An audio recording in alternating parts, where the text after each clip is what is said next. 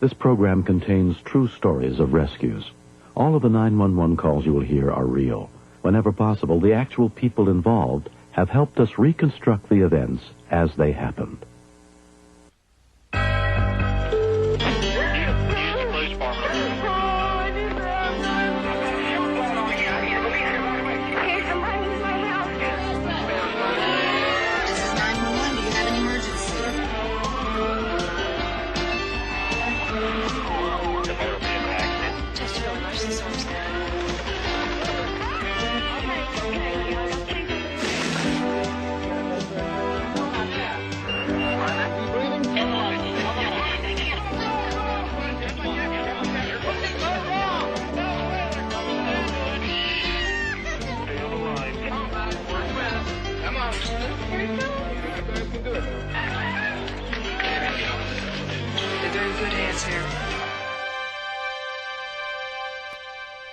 Three times a week, Pastor Dale Osmond visited nursing homes and hospitals in and around Somerset, Kentucky, spending time with ailing members of his congregation.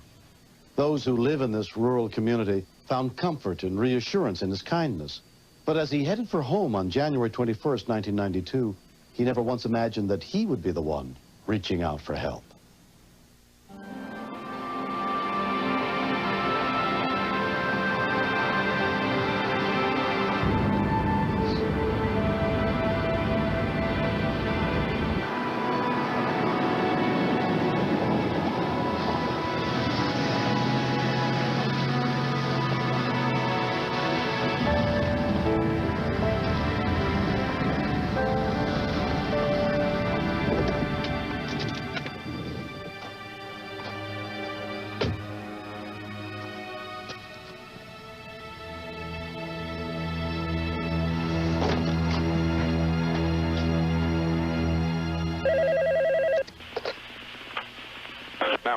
This Brother Osmond, someone broke into my house. The call came in to Somerset Pulaski County Dispatcher Randy Tarter. There's Dale Osmond. He's a preacher at Bethlehem Baptist Church. I've known him for several years. He's a good friend of mine. The assistant supervisor on duty that day was Don Smith. The thing seemed to be just a normal call. He had all of his information down well and appeared to be just a residential burglary. Okay, sir. What's your phone number, please? Wait a minute. 13, wait a minute.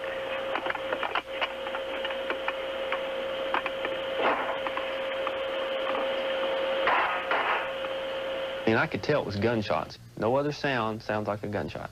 I've been shot. Get an ambulance. I've been shot. Okay, sir. Need an ambulance? No, hurry. At 14 Highway 64, the man is shot. I'm shot. Hurry. I had been in training for about 2 weeks and I've been on the radio about 1 week. Yeah, I was shaky. I was shaky because that was one of the first major calls that I'd ever taken. Don took over the call. Sir? Yeah. I need to get some more information from you. Where were you shot at? In the leg. Who shot you? I don't know who he was. He come up the steps of the basement. Is there anyone there with you? No. Okay, can you get to a towel or something to try to stop the bleeding? I can't move. My legs kill me. Okay, let me talk to the ambulance just a minute. You stay on the line with me, okay? Mr. Osmond lived 15 to 20 minutes from our base. Now, this is not 15 or 20 minutes as you and I would get in our Sunday vehicle and drive. This is 15 minutes running wide open as fast as you can go in an ambulance. Not moved is unable to dispatch any unit near Nancy. What's your traffic? 24 have a burglary. Also, the owner's been shot. Break. Roof signal 4. I'm gonna pass out. You leave that phone up, okay? Can you lay down? Yeah, I'm down. I'm in the floor. Can you tell me what you were shot with? It's my old gun. Go ahead. What caliber? It's a 22. Don't you try to talk just later. There's no way you can get something on that leg to try to stop the bleeding. I can't move. It's hurting. Okay. Can you put your hand over the hole or something? Big knot there. I can't get my pant leg up. Okay. Oh. Call our neighbors. Get somebody over here to help me. He asked me to call his neighbor, but from day one in dispatching, you're taught if you have a critical caller, never hang up. What's your neighbor's name? Mr. Osmond needed help bad, and the nearest unit was still 15 to 20 minutes away. I had to make the call. Okay, I'm gonna hang up and call your neighbor, okay? Yeah.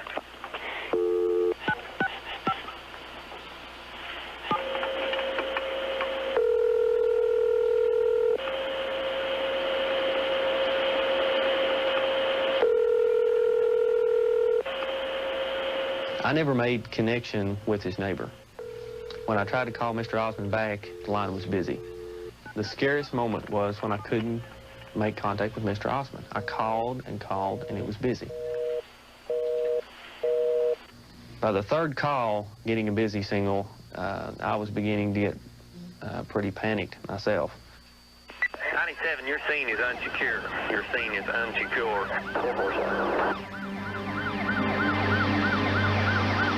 When we continue. When Dale Osmond was shot during a break-in at his house, 911 dispatcher Lieutenant Don Smith was afraid he might bleed to death before medics arrived. Dispatcher Smith tried to get a neighbor to help, but was unable to locate one. And when he called Dale back, the line was busy.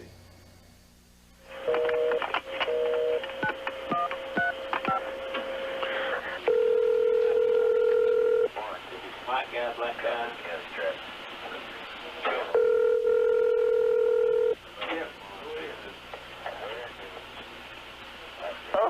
Mr. Osmond, it's dispatch again. I couldn't get your neighbor to come. I called another one. Okay, the ambulance is almost there. Okay, let me tell you, it's real important if you can tell me what the guy looked like. Can you do that? Yeah. He had a bugging on and a brown coat. Okay. What kind of pants did he have on? Blue jeans. Blue jeans? Okay, can you tell me what color hair did he have? It's kind of light brown. Light brown, okay. What, was he a white person or a black person? Oh, he's white. Okay. Let me tell the officer that, okay? He sounded like you'd hear in a horror picture of a ghost just reeling and screaming. A lot of times the screams were so loud through the phone that I would have to hold the phone away from my ear. Let me ask you something. Did you hear him pull away in a car? No, there ain't no car here. No vehicle. The gun is in the rescue. Dispatch 124. The victim says he didn't hear a vehicle leave. He didn't hear a vehicle leave. Subject possibly on foot. Within 10 minutes of the shooting, Dale's friend J.C. Tarter got to the house. Somebody's here. Yeah. Okay, who is it? He was in quite a bit of pain. His shin was swelled real big and it's black. It was hard to get his pants up to enough to even see his leg. The bullet looked like it cut the main artery with so much blood inside. Yeah. Who's that there with you? Hello. Who is this? This is J.C. Tarter. I'm at the Bethlehem Baptist Church parsonage in Leona. Okay, I'll tell you what to do. Keep him as still as possible. Okay, can you tell me about how many times he's been shot? He don't know. Okay, He can come in. Can you tell me if there's a lot of bleeding or not?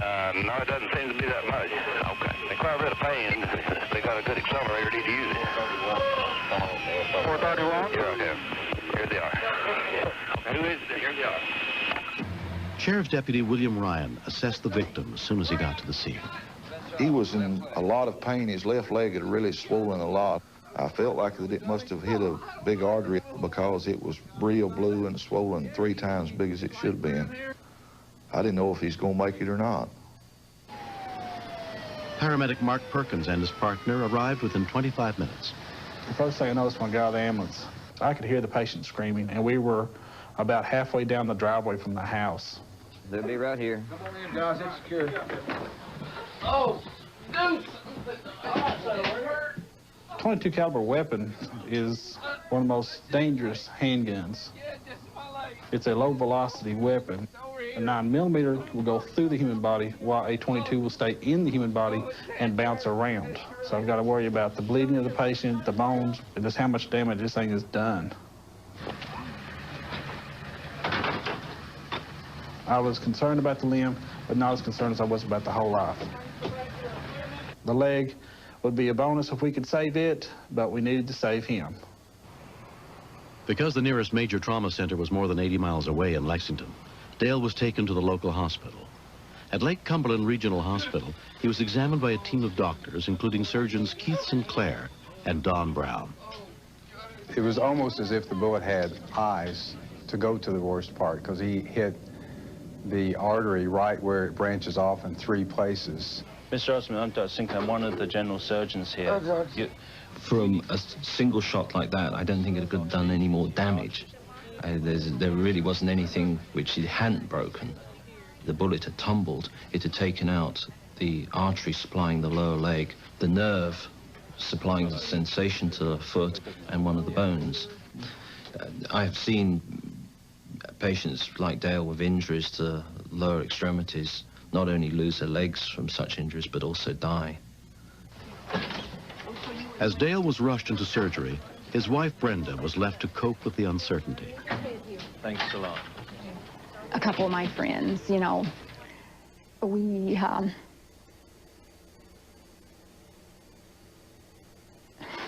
at that point, we gathered together and had a word of prayer, you know, in private. And after that, I felt better. I felt like regardless of what, regardless if Dale's leg did have to go below the knee or whatever, you know, that we could make it and be fine. His life was what was important.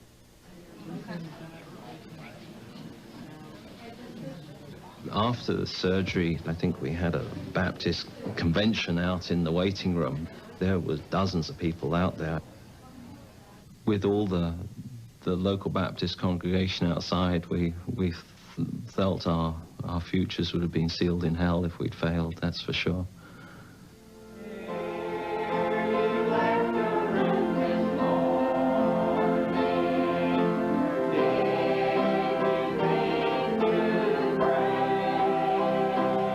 I've been blessed in a lot of different ways. After I was discharged from the hospital, I asked my own physician what would have happened if they'd flown me to Lexington by helicopter that day. And he said, no doubt I would have lost my leg, and I may have lost my life.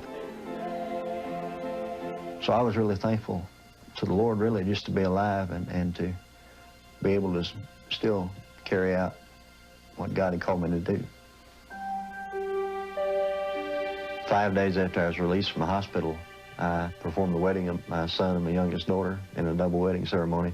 I always cry at weddings, but this was especially important because God had been good enough to me to spare my life where I could do it. He said he was small for his age. The doctors were telling him he's big for his age. Mom said he was 14 years old.